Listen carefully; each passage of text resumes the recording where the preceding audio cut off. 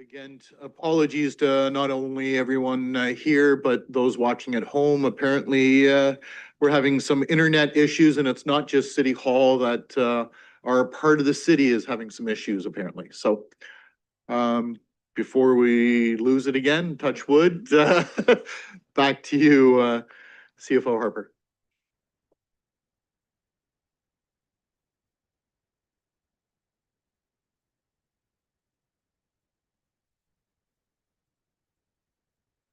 Okay, so I'm not sure where we lost everyone, but so I'll jump back to the ADP expenses in account 71314. They are new and reflect the projected costs of moving from the current e-time card solution, which will be end of life in 2026.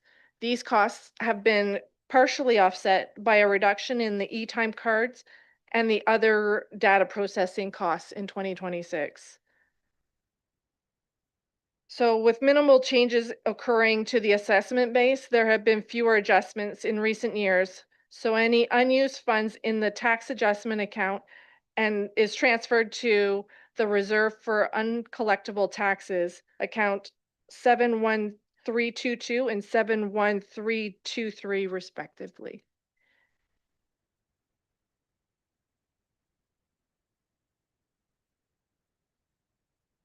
So boundary adjustments found on page 2 are due to Norwich, Esor, Tavistock, Blandford, Blenheim, and Southwest Oxford, and are based on boundary adjustment agreements. Account 71287 garbage bag tags. These are the cost of the garbage tags. They have increased from $2 to $3 per tag. This budget line captures the cost of the tags that we have on hand to be able to sell to the Woodstock residents. In addition to the fee increase, we will now receive a 5% commission on all sales versus the previous 3% commission. Charitable tax rebates are grants paid upon submission of a completed application by charities that rent property and pay taxes at a commercial rate. The rebate is calculated at 40% of the taxes paid. The Community Improvement Program is made up of several components, including permit fees, tax back grants, and loans. This program begins in the Economic Development Department, but once the application is approved by Council and finalized, Administrative Services tracks and issues payments, tracks the tax back grants, and monitors loan payments. This program is fully funded by the Downtown Redevelopment Reserve Fund.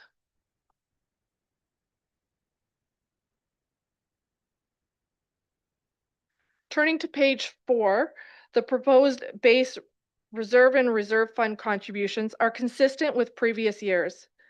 The sick leave severance reserve contribution remains paused as this reserve is funded for the next 5 years based on our estimates. We will continue to monitor this contribution as retirements within the fire department occur. The transportation reserve is a newly created reserve that combines the asphalt reserve, roads reserve, and the street lighting reserve fund into a singular reserve.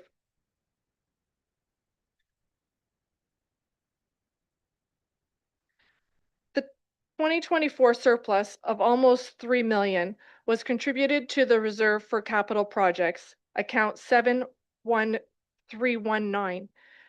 The 2026 estimate reflects the standard contribution of the base indexed amount plus a small allocation of just under $14,000 from the Ontario Municipal Partnership Fund grant and the OLG revenue.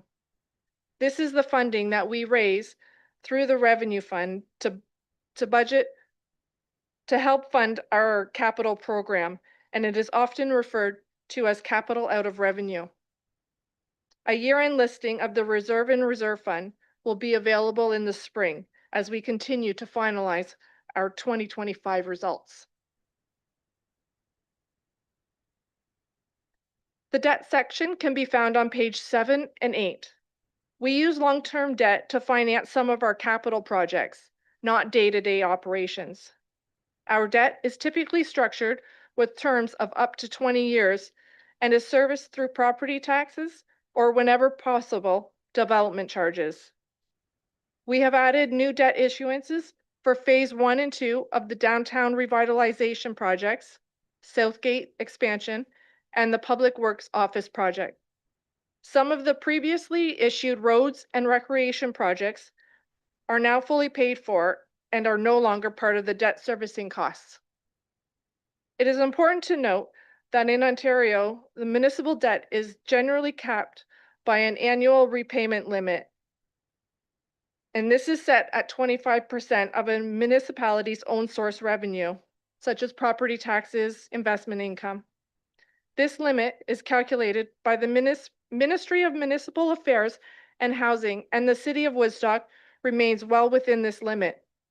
As the city continues to invest in own source financing, such as reserve contribution, our debt servicing costs will decrease accordingly. The grant section can be found on page 9. The grant program is primarily funded by the 15% allocation of the slot funding. The net expenditure of just over 112,000 relates to the index portion of the annual grant approved to the Southgate Center dating back to 2015. This is the only portion of the grant program that is not financed by the slot revenue.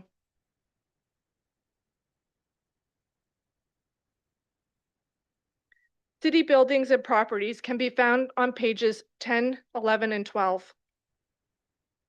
This portion of the budget reflects a variety of city-owned buildings and properties not specifically associated with a department and includes the associated expenses to maintain and operate them.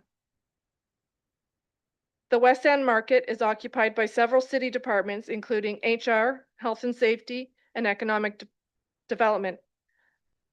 Miscellaneous land sales and associated costs are included in this budget due to their variable nature.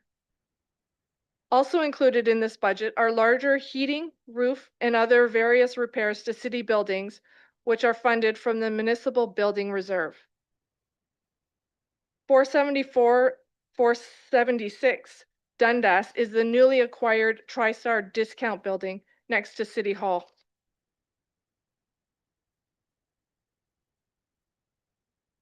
I'm going to pass this over to Adam, our Deputy Treasurer, to go over the administrative services.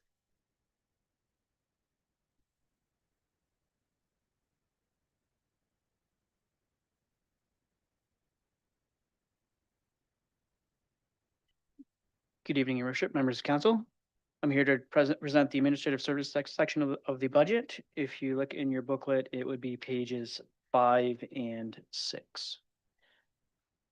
So just a general overview of who we are on the slide captures our kind of org chart.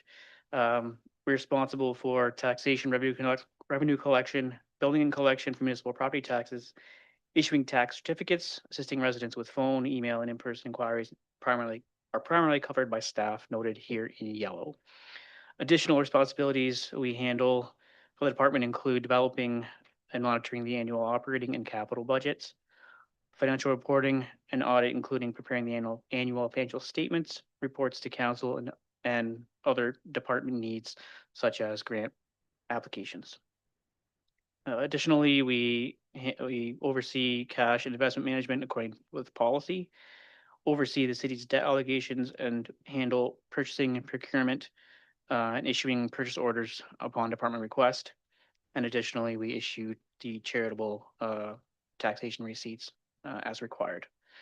It's also important to note, in addition to our direct departments, we also supply services to the Woodstock Police Service, Woodstock Public Library, and the Woodstock Business Improvement Area.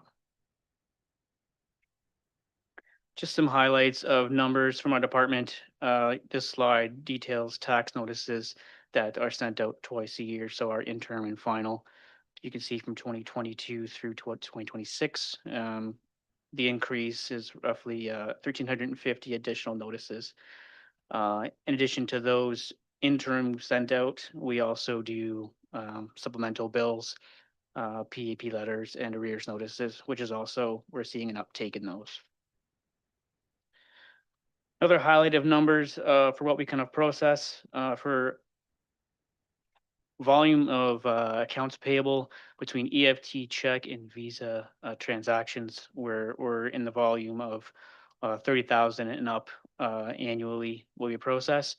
And highlighting on that chart is our Visa program, or our purchasing card program, just showing the increase there of usage. Um, this will lead in towards additions to budget later on. So achievements we saw in 2025, our eSend requests delivered almost 15% of our notices via email. For those wondering what eSend is, that is our electronic option for tax bills if people wish to receive them by email. And this increase, or this percentage we are at, directly relates to the notice or the experience we've had of postal strikes in recent years. And people are certainly encouraged, if they wish to get their notices quickly and promptly, to sign up with the eSend program.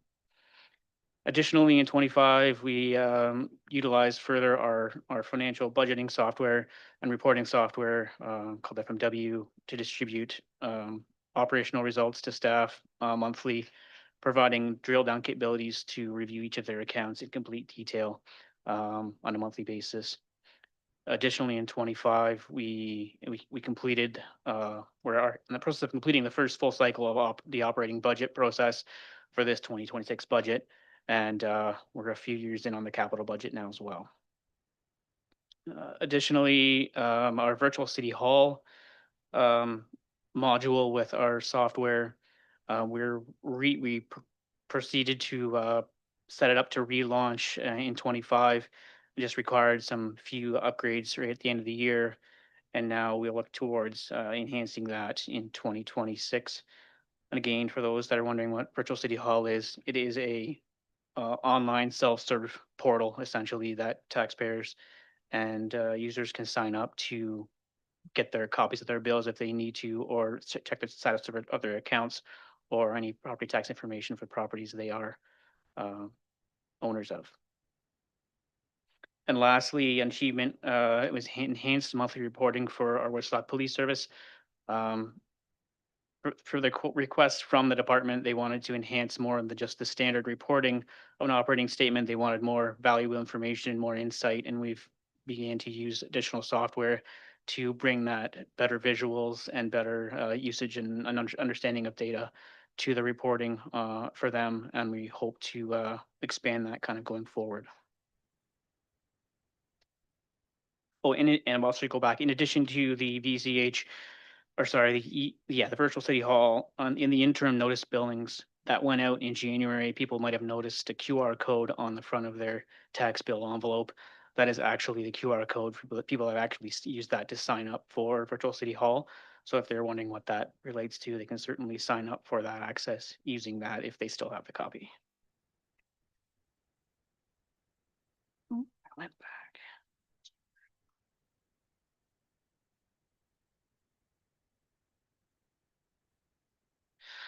Sorry, going back to the goals for 26. Again, along the lines of virtual city hall, we want to encourage and increase adoption of that to give this, again, the citizens the self-serve capabilities to have better access and information at their fingertips of their accounts.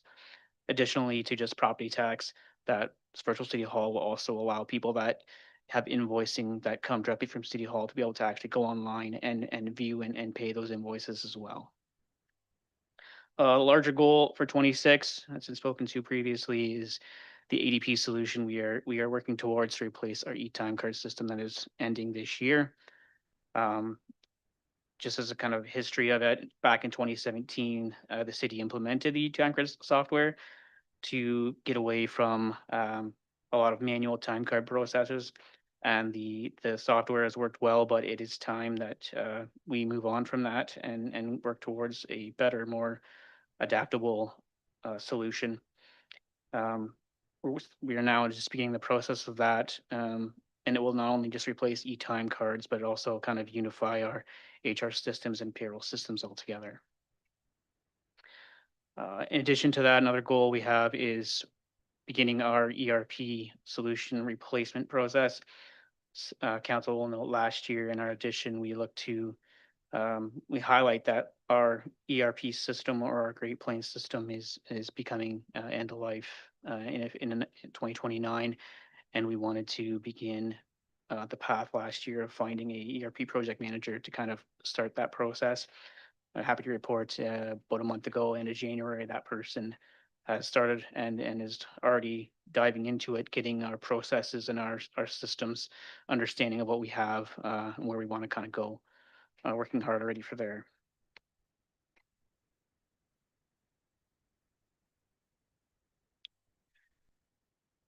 The experience of other municipalities that have undertaken similar projects stress that um, once you're going through the step, it's roughly a 24-month endeavor. But even already now, as municipalities are starting to move in that direction, we're hearing vendors saying that even once you get into the queue is already a 12-month wait. So we need to proceed in 26 with getting to that step to get our RFP ready to go and try and get to the end of that queue before long. So with that, I'll dive into our additions to budget requests. The first one will highlight accounts payable clerk. So currently for our accounts payable, we have one clerk, and due to the growth and volume of processing that we do, it is a high volume of invoicing that is processed by one person, and we can no longer maintain the volume with the staffing we have. In the chart on the screen, you will see a comparison there showing the volume of invoicing being processed by one employee. So we're at the 30,000 level. The industry average, which was provided from Hempson, is roughly around the 15,000 mark. And then the other examples there of other municipalities show the kind of the average processing of an employee. So we are well above the average, and it shows in our overtime expense and just the number of hours just being required just to keep up with things. So we're at the point now that we need to add on to keep up with the volume now.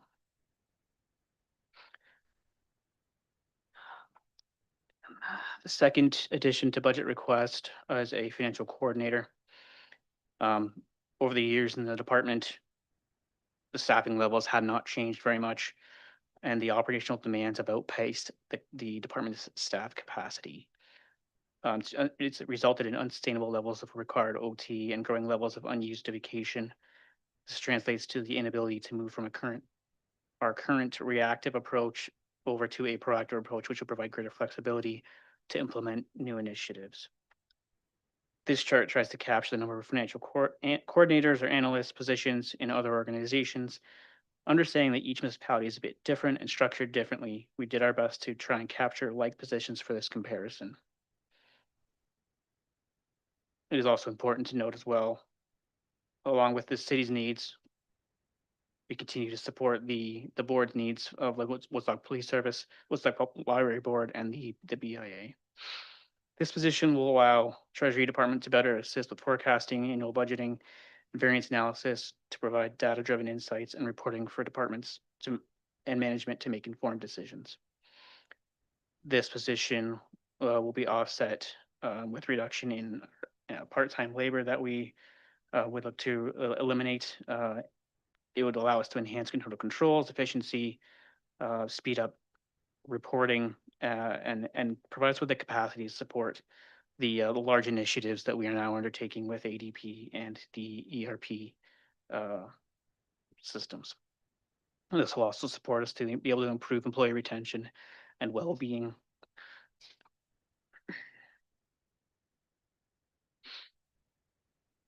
Additionally, this position will help with regulatory changes that come down, as in 27 there'll be changes to our financial statement reporting through PSAP that are coming down, and we need to begin the work on this year. So in 27 we are prepared for those changes as well.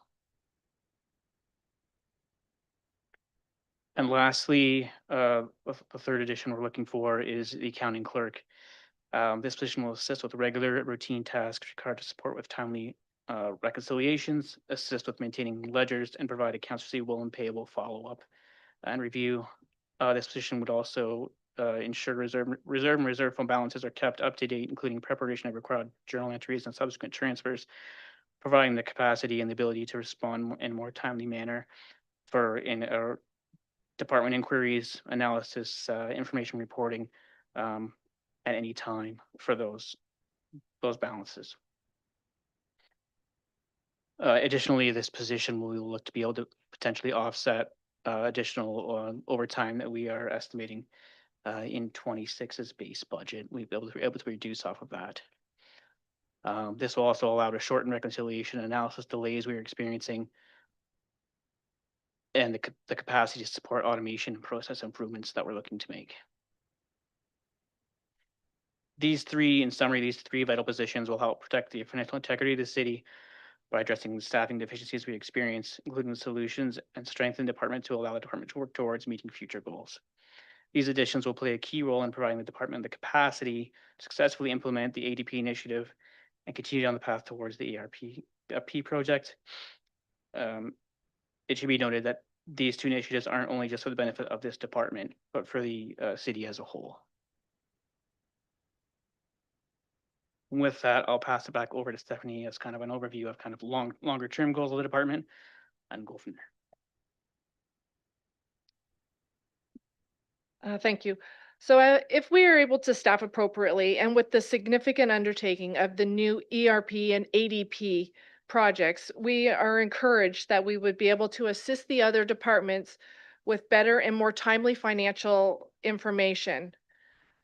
Currently, we are using the annual budget document as our resource to outline the revenues, expenses, and our financial goals. This observes the past trends and tries to set realistic targets after considering one-offs or extraordinary items. As one of our other goals is to incorporate regular forecasting into our department. Forecasting is the regular monitoring of some of the same so that we know whether it is reasonable to think that we will meet that target. Working with both budget and forecasts, I can say that both are not interchangeable and effectively work together. The budget sets the initial target and aligns resources, while forecasts allow us for agile management throughout the year. One is not inherently better, they serve different purposes. A budget isn't entirely backwards looking, it's a forward plan built on past data, whereas a forecast is a continuously updated forward view. So in summary, the additional staff request will play a critical role in the successful implementation of both the ADP and ERP initiatives, which are core business functions driving significant improvements in operational efficiency, productivity, and real-time data accuracy across the entire organization. These positions will allow the department to enhance internal controls, improve reconciliation and analysis delays, add capacity to support process improvements, and address the overtime and employee burnout concerns of our most crucial assets, our human capital assets. So this concludes our overview, and we would be happy to entertain any questions. Okay, thank you. Any questions of Ms. Harper or Mr. Sneeve that say for the presentation itself before we get into the pages?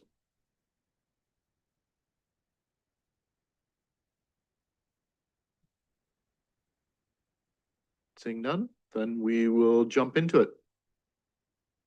So with that, we'll look at sections 1 to 4 first. Page 1 to 4.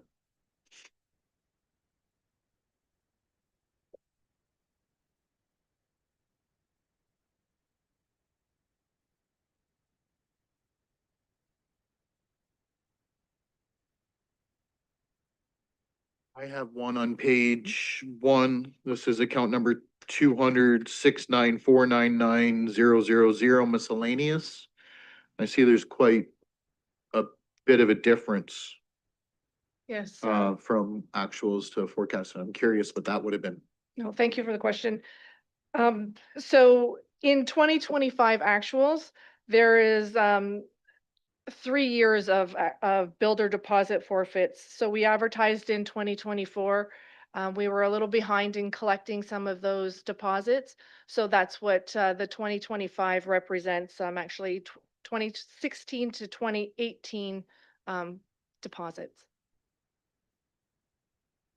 Okay, thank you. Anyone else on any questions? Counselor Martin. Again, Thank pages you, 1 through to 4. you. Yeah, page 1, the surplus from previous year, we'll call it 3 million. It's just under $3 million. That's just operating surplus, correct? That's correct. And so that would be, so $3 million out of 80 million, 80 something million. Is that a normal percentage? Is that a fairly standard in the municipal world? Or in our experience I realize this is harder for you to answer as a newer person. So I'm just gonna, Because I'm gonna say that's about 5%, isn't it? do you know what it's been? I'd have to, off the top of my head, the averages, but. Okay, we can it's- connect on it later.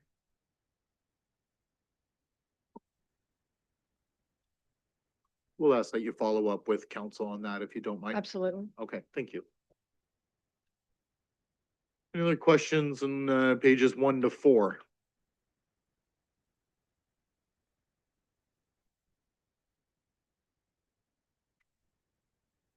Seeing none, we'll go to pages 5 and 6 under the administrative services.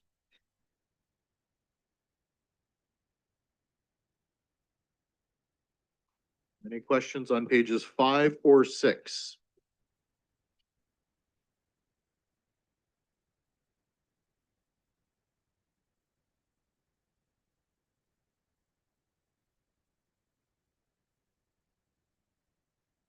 Seeing none. Any questions on pages 7, and we'll go to 12. Any questions at all under section of the pages 7 to 12?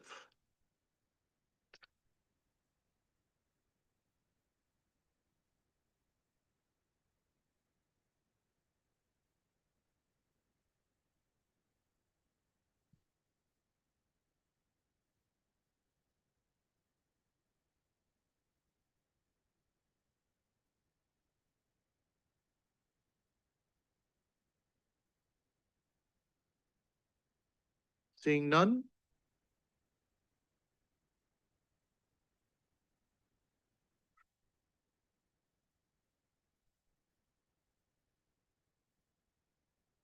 Okay.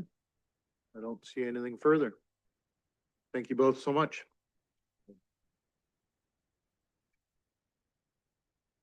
Next up, I'd like to welcome our Deputy CAO and Clerk, Amy Humphreys. This is on clerks and marketing communications.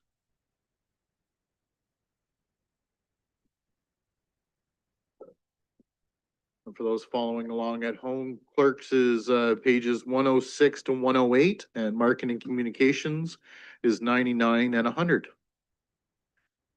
Once you get set up.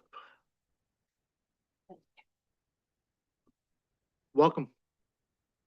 Great. Thank you, Your Worship and members of council. It is my pleasure to present to you on behalf of the Clerk's Department the 2026 revenue budget. I'm going to kick it off tonight, but Heather Buchanan, our Manager of Corporate Services, and Jeff Bunn, our Manager of Legislative Services, Deputy Clerk, and Returning Officer for the 2026 municipal election, also in the running for the longest title in the history of the City of Woodstock. They'll both be joining me tonight as well as part of the presentation. So as council may recall, I always start the presentation with some stats from the previous year. This is something that we track in our department, mostly to have a handle on the workload for our group, but we think it's fun to share some of this information with council as well. So 2025, we remained a popular wedding destination here in the City of Woodstock. we performed 121 marriage ceremonies right here in this room. Now, that was down from 2024 by 20, but we actually expected this because the town of Ingersoll resumed their wedding services in May of 2025. They had canceled those services in March of 2020 with the onset of the pandemic, and decided in 2025 to offer those services in their community as well. So we're happy to share that people in Oxford County can get married closer to home in that case, but we will continue to perform that service here in council chambers as well. Now, corresponding to that, we saw a decrease in marriage licenses as well, about the same number, so that makes sense. 338 issued last year. And death certificates, we had 605 issued. So those three stats are our vital statistics group. And what we're seeing here is a bit of a leveling off in that level of or the service being provided. It's kind of nice to see a leveling off as we come into an election year, because of course we're taking that on top of our regular duties. So we'll keep that in mind as we track this over the years to see where that trend heads. Next, into our licensing group. So lotteries are down again for 2025. This took a significant drop during the pandemic, of course, and it just has not rebounded. So we've seen another 17% decrease here. Now, we do expect to continue to see a decrease in this area as charitable organizations and nonprofits move over to online lotteries. That is licensed by the province and not by the municipality. So we'll watch this over the course of the next several years, but we do believe that will continue to trend downward. Business licenses holding steady, 195 in the city last year, and liquor licenses at 26. Zone change notices continue to keep us busy, as well as our friends over in the planning department. We provide administrative support for that, not only through the council agendas, but through notices and issuing different decision notices to the community as well as applicants. So we had 27 last year. Minor variances was down last year, which is interesting because January and February has been busier than what we've normally seen. So we're wondering if there was maybe a bit of a shift. But we will keep our eyes on this one because we are expecting it to trend downward as well, because the province has recently amended the Planning Act to allow more minor variances by right on properties. So if the variance you're looking for with respect to setbacks and things like that is within a certain percentage of your zoning bylaw, you'll no longer need a minor variance, and that won't have to go through the Committee of Adjustment. So be interesting to see what happens here in the next coming or several years. Freedom of information requests, 177 last year. You've heard me talk a lot about this one in recent years. We have had a 2,428% increase in FOIs since 2018, and we're seeing another 45% increase over the last year. With that said, we have implemented the new software that council approved for us in 2024. We got that implemented in 25.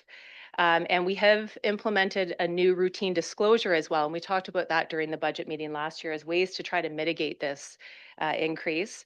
So there is reasons for us to be optimistic that we might be able to get this number under control. But Mr. Bunn will provide more information about that later in the presentation. We also had 225 commissioners of oath here at City Hall last year. That number continues to trend down as Service Ontario has been providing this service again through their clerks. And another stat that I find really interesting every year is the number of the pieces of mail that we have sent. So we sent 49,225 pieces of mail last year. The fact that this one was up was a little bit of a surprise to us, especially given that there was a postal strike in the fall of 2025, and we hand delivered over 2,000 planning application notices. So this number would have been up over 50,000. So we dug into this one a little bit more to review it. And we could see actually what happened was that there was a portion of the mail that was going to be sent in November and December of 2024 during that postal strike that we didn't get out before the Christmas break. And it ended up being sent in January of 2025. So there was a little bit of a shift due to that first postal strike. So the numbers are a bit skewed here. 2024 would typically be higher and 2025 would be lower, but that doesn't account for the entire increase. So we looked into it a little bit further and we could see really where it's coming from is that there was an increase in 2025 for the parking notices sent. We talked a little bit about that on Tuesday night in the budget meeting for the bylaw enforcement team. And unfortunately, there was also a 20% increase in their arrears notices that was sent out between December 2023 and December 2025. So for the first time in several years, we've seen an increase in how much mail we're sending out. And the Treasury Department had just talked about that increase in the number of property taxes going out via email as well. So this will be really interesting to see what happens with this one in 26. And lastly, a new stat that we're sharing with council that we haven't had on this slide before. Not such a good news story here, but the number of crossing guard incidents that we're seeing, starting to see a significant spike in this area, and this is with aggressive and unsafe driving. Some of it is that our guards are reporting this more because our supervisory group is really encouraging them to do so that we know what's happening and we can do what we can to help protect them from unsafe drivers. Some of it as well, though, is that every time we put new crossings in, which we have done recently, we seem to see more incidents happening. It's like when you put in a four-way stop. People run the four-way stop regularly for the first little while, and there has to be enforcement. So some of that is related to the new crossings that we've got in place. But we are working with our health and safety department, the supervisory group, as well as the Woodstock Police Service to address this. It's definitely something that we want to keep our eye on. So looking at the 2026 budget, the increase for our group really breaks down into four different groups. So the first being that market review, and that falls under the Clerk's Department full-time wages. That is most of the increase for the Clerk's Department for 26, and that is the market review that Council approved in October of 2025. So we're seeing that full year impact here in 26. And then there are some modest increases as well in our insurance program, as well as City Hall building repairs and maintenance, and some additional crossing guards. And Ms. Buchanan will talk to you about those three items.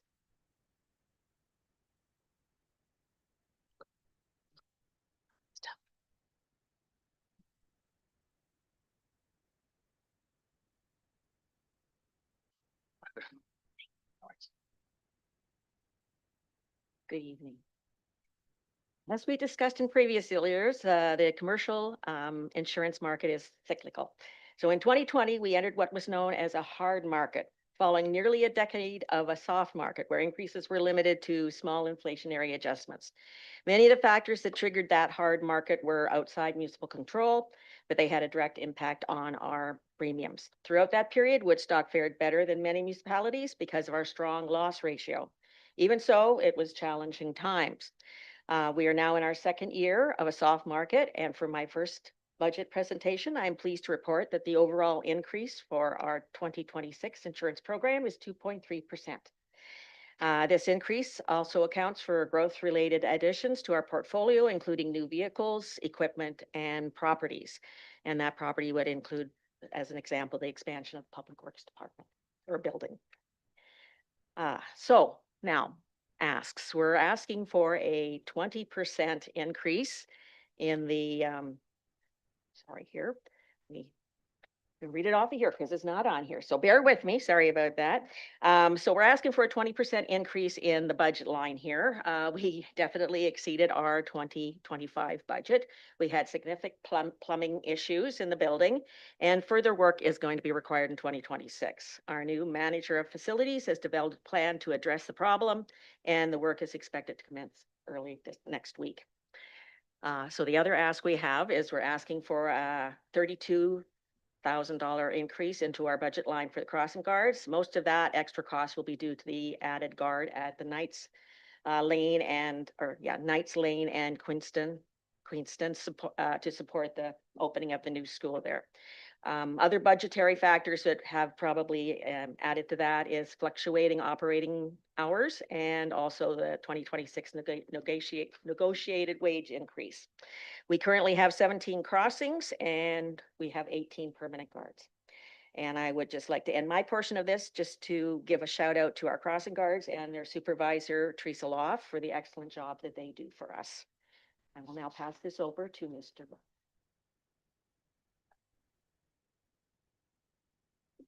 All right. Okay, so thank you, Ms. Buchanan, and good evening, Council. And I'm happy to be here tonight to share with you some insight into our access and privacy program at the city as it relates to FOIs and share what we consider to be some positive news. In 2025, we managed the largest FOI request that our organization has received to date. This was reflected in the 2025 revenue account, which contributed approximately $5,400 to the commissioning and FOI fee revenue budget line. To respond to this request, the city hired a temporary contract employee to support the search and individual review of thousands of city records. The associated wages for the temporary contract position falls under the Clerk's Department part-time wages line item in 2025, and I'll highlight that these costs were more than offset by the fees collected by the applicant for completing that request. It's important to note that this experience aligns with a broader trend across Ontario, where municipalities are seeing an increase in the growth of access requests, along with the volume and complexity of those requests. The city of Woodstock is not immune to this itself, and we're seeing the shift in our workload, which is increasing to reflect the same pressures being seen elsewhere in the public, in the province among public institutions. In response to this evolving environment, we completed the implementation of a new FOI software system in 2025, as Ms. Humphries has noted. This system has already begun to improve efficiencies and has streamlined the process of responding to requests by automating administrative steps and the overall application management process. I'm also very pleased to highlight the successful implementation of an updated routine disclosure program, which is a highly effective alternative to a more complex, administratively burdensome legislative process under MFIPA. A key factor in the success of the updated program has been the strong collaboration between the Clerk's Department and the Building Department. Through collaboration and a comprehensive review of municipal best practices, we were able to clearly identify common types of building records requested by the public, assess risks, and jointly develop a process that better serves our citizens while maintaining the higher standards of protecting information. This cross-department partnership has ensured that we have an updated program that meets the operational needs, protects privacy, and enhances a property owner's access to their property files. Since launching the updated program in October of 2025, we have already diverted 30 access requests right away from the formal MFIPA process into the more streamlined routine disclosure pathway. For those keeping track, the diverted requests would have pushed the number of FOI requests received by the city, as Ms. Humphries has reported, to over 200 requests in 2025. The updated routine disclosure program has proven to be successful, practical, and customer service approach, which has improved our transparency, reduced our processing times, and allowed staff resources to be more effectively utilized. We look forward to leveraging this technology and this program in the years to come, where appropriate, to lower the number of formal access requests received by the city. Looking ahead, staff continue to monitor the organizational need for a dedicated staff resource in the field of access and privacy, recognizing the growing demands and risks municipalities continue to face in this area. At the same time, we continue to be more efficient, leveraging existing technology while improving our access to information, strengthening transparency, and protecting personal privacy. Now on to the more fun topic, which is the election. The total budget for the 2026 municipal budget or municipal election budget is expected to be $305,000. This figure includes the cost of 2 election coordinator positions that council pre-approved in the fall of 2025. When council decided in January of 2025 to move to a hybrid election model, meaning the use of both online and in-person voting, the contribution to the election reserve was increased to help offset the financial impact in 2026. As a result, you'll see a $190,000 revenue line in the 2026 budget reflecting the transfer from the reserve. I also want to highlight 2 additional election-related pressures within the Clerk's Department budget. First, we have increased the Clerk's Department overtime allocation from $500 to $5,000 for 2026. This increase recognizes that all staff within the department will be needed to support election-related work while still managing their day-to-day responsibilities. Second, we have increased the department's advertising budget from $1,000 to $3,000. This will fund a recruitment campaign that will start in the summer of 2026 to fill positions for boards and committees for the new term of council, which will start on November 15th, 2026. I will now pass the podium back to Ms. Humphries to conclude the Clerk's Department budget.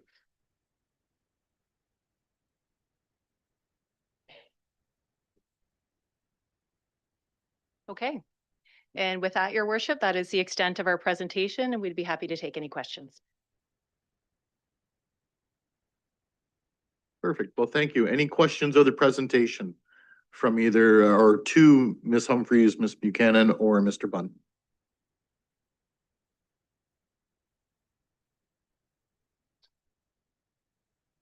Seeing none on the presentation itself, then we will jump into clerks. If you open your book to page 106 to 108, we'll accept the entire section. Any questions on clerks on 106, 107, or 108?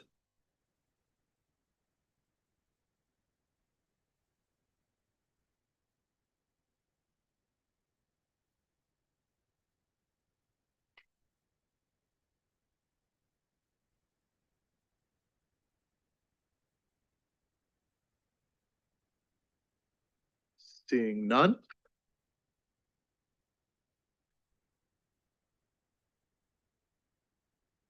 Okay, then we'll go to marketing and communications. Okay. Again, this is on pages 99 and 100 for those in their books.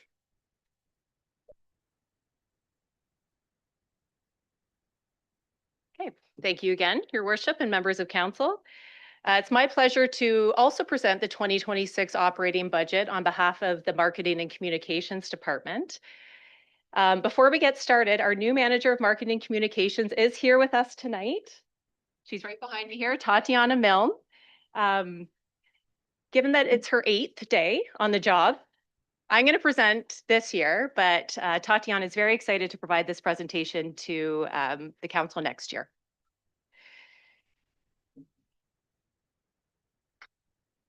So before we jump into the budget, we'll just start with some highlights from 2025. It was a year with some pretty substantial changes. Staff worked closely with the County of Oxford in preparation for the major changes to waste collection in our community. Not only did this present a significant communications challenge, but it was also required a lot of coordination between multiple organizations and a behavior change for our residents and our businesses. So that was a really big undertaking, not only for our organization, but also for our community. And in July, our communication staff officially launched the website migration work as our current content management system was discontinued and our website will be end of life in June of 2026.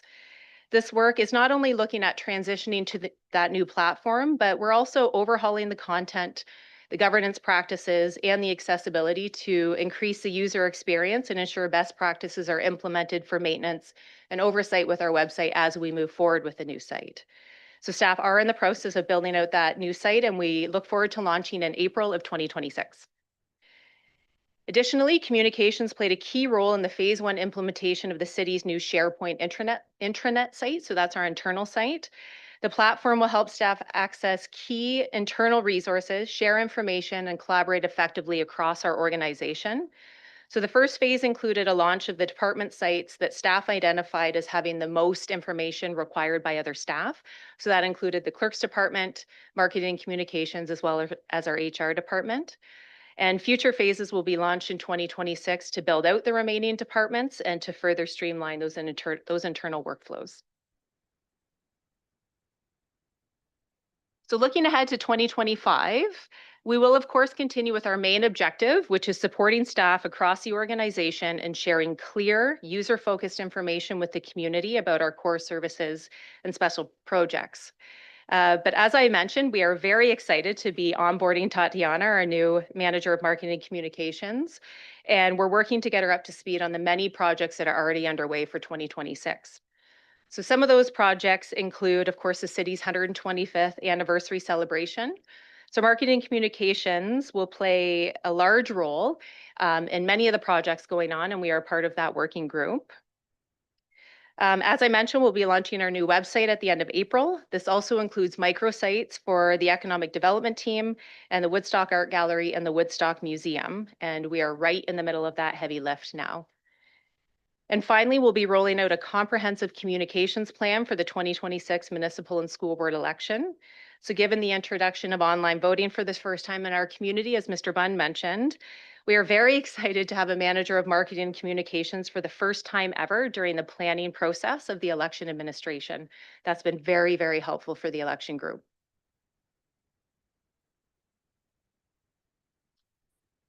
So now we'll jump into the budget.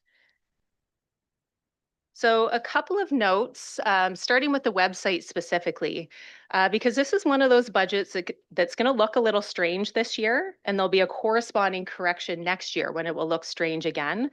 And that's because of the one-time expenses with the website migration.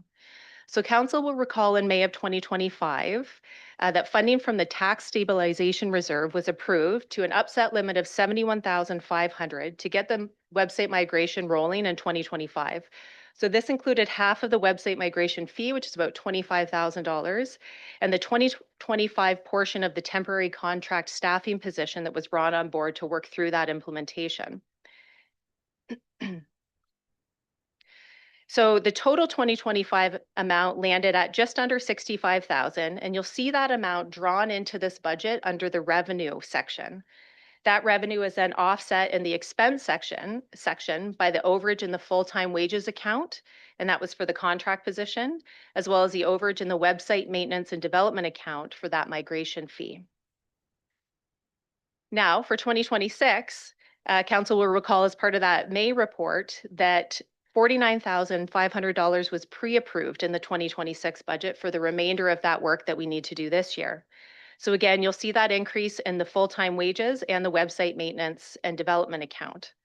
So these will be a one-time increase for 2026, and there'll be a corresponding reduction in the 2027 budget. So that pre-approved project makes this increase look kind of bad this year, somewhat artificially, but it will then make the decrease look good next year, but also somewhat artificially. And that's due to that one-time cost. So it really is a bit of a blip in the radar to get this new website up and rolling. After that, it will be general ongoing expenses. And a couple of miscellaneous notes for the budget. We had a 2025 summer intern. So council will recall that in August of 2025, $9,000 was approved for the reserve for salaries and benefits for a 12-week intern position. So again, you'll see that amount drawn into this budget under the revenue section, and then there's an offset in the overage in the full-time wages account. And finally, a note about the magazine budget line, which includes not only the WOW magazine, but the city services calendar. So we were under budget last year as the October edition of the WOW magazine was not mailed out due to the Canada Post strike. So of course we didn't receive an invoice and didn't have to pay for that mailing. But we're also still waiting for the final invoice from Canada Post from the last mailing of 2025. We're having some difficulty getting that invoice in, so we still need to get that processed. So that totals over $7,000, which would have put us just about right on budget for that budget line. And then we're requesting a modest increase in 2026 due to some increased production costs. And with that, Your Worship, that is the extent of the presentation. I'd be happy to answer any questions. Excellent, thank you. Any questions on their presentation itself? Councillor Schanberg. Yeah, I just want to confirm that the actual production of the What's on Woodstock magazine, is that still done by the organization Flying Squirrel? Your Worship, through to Councillor Schatterberg, yes, that's correct.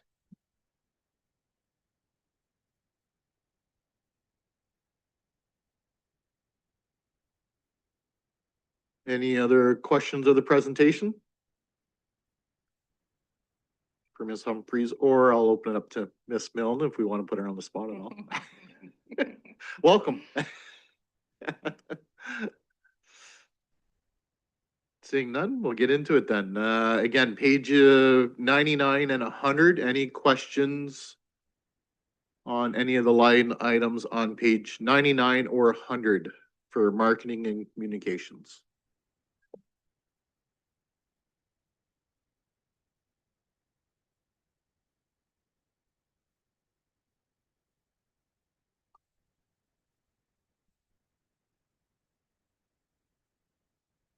Not seeing any. Well, I would just like to say welcome, Tatiana. Looking forward to working with you. And I encourage everyone to reach out. Thank you, I appreciate that. Yeah, thank you. All right, well, thank you very much. That actually brings us to the mayor and council's budget. So that is our budget, of course. which is found on page 101 to 103. I don't have any presentations, as we pretty much got a status quo budget here in front of us. And I'll open it up to the floor of any council if they have any questions on pages 101 to 103. Councillor Tate. Through the chair, this is just a housekeeping issue. As I mentioned to the CAO at the county, it lists the remuneration for each counselor in the budget. Ours is as a lump sum. So maybe going forward in future years, it's done individually, so they don't think the mayor's getting $200,000. So it's more transparent for the public to see what each is. I think that would make it better. Sure. Certainly not getting that much, so I am not. That is all of us combined.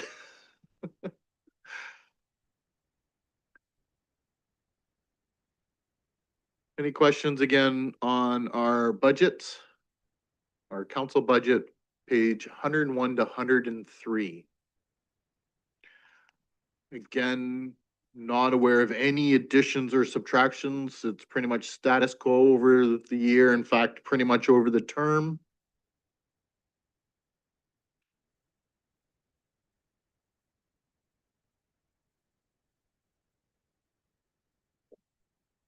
Not seeing any. Okay, that actually brings us to the end of our meeting and the end of everything except for the Police Services Board, Public Library Board, and the Art Gallery Advisory Board. They will be presenting their budgets at the regular meeting scheduled of council on March 5th. And that, of course, will be everybody in all departments. Final approval of the revenue budget is scheduled for the regular meeting of council on March 19th. Councilors are requested to forward their suggested amendments to council, the CAO, the city clerk, and the Director of Administrative Services by March 12th. But as always, amendments can be made and brought forward on the council floor on March 19th as well. With that, I'd like to thank staff for all being here, not only department heads, but senior management and supervisors are here in attendance. It's always great, and we really do appreciate you being here and all the work it takes to put this together for council consideration. So, as always, thank you for those watching at home. And with that, I'll look for a motion to adjourn. Councillor Martin, second by Councillor Wismer Van Meer. All those in favor? We are adjourned. Thanks, everybody.